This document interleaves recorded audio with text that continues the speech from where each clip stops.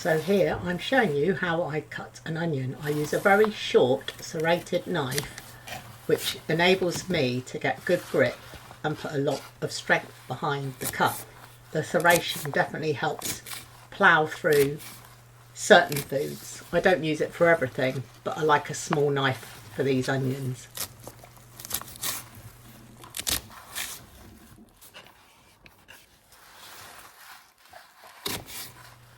So I think you can see why chopping and preparing vegetables is quite hard work.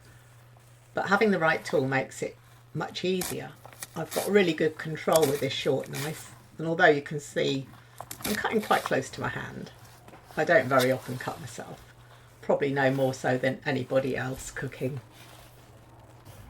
I find it impossible to hold and squeeze one of these tomato puree tubes, and I don't use a whole lot of it, so I don't buy it in tins or jars. But an easy way for me to add it to my cooking is to squeeze it whilst it's laying flat onto a surface onto a spoon like this.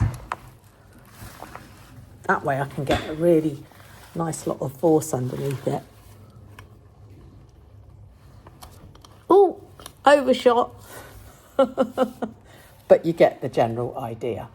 And then you can just tap it straight into your cooking, like that.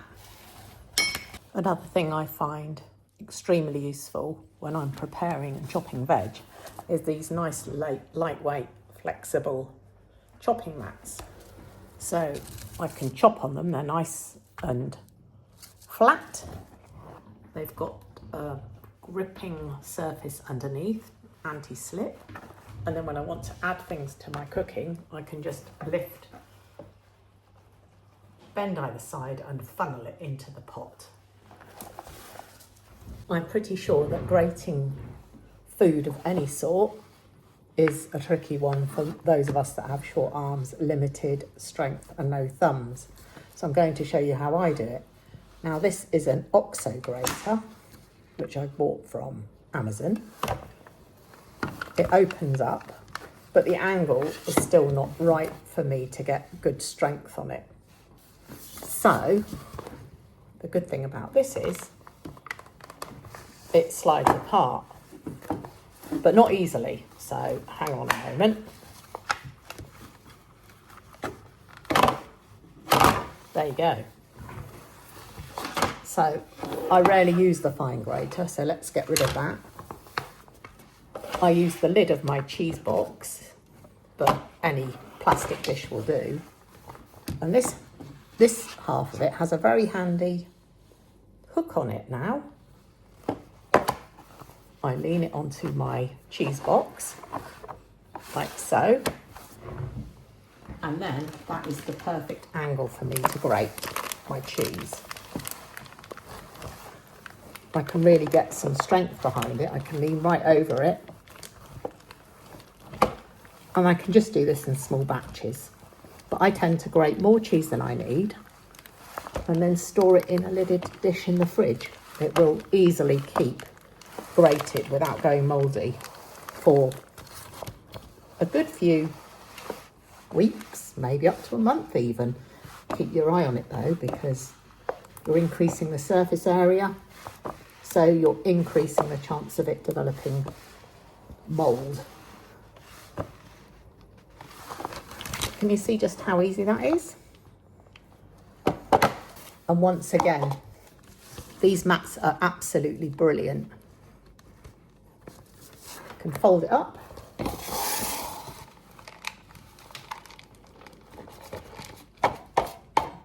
Pour the cheese into my pot. Et voila. After I've been cooking, my trusty jug mop. I know many of my short-armed fellow thalidomiders love these. You've got reach to get right to the back of your worktop. And my sink's right here, so I just sweep everything straight into the sink.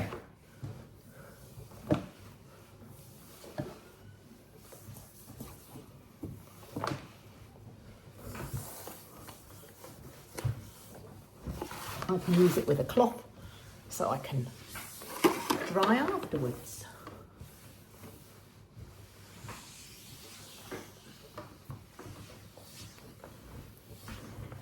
There you go, nice and clean after the devastation caused. Are you wondering what I'm cooking? I'm going to show you. So it's a chorizo chilli. This has got a tiny amount of meat in it in the form of the chorizo. Only, how much am I putting in it? Let's have a look.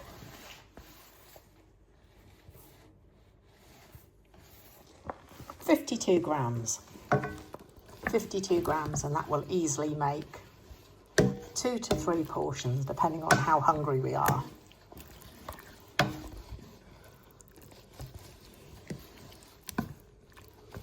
This was inspired, as most of my cooking is, off a recipe that I found online and have adapted. I had some chorizo in the freezer. I needed to make sure I used it up. So there it is.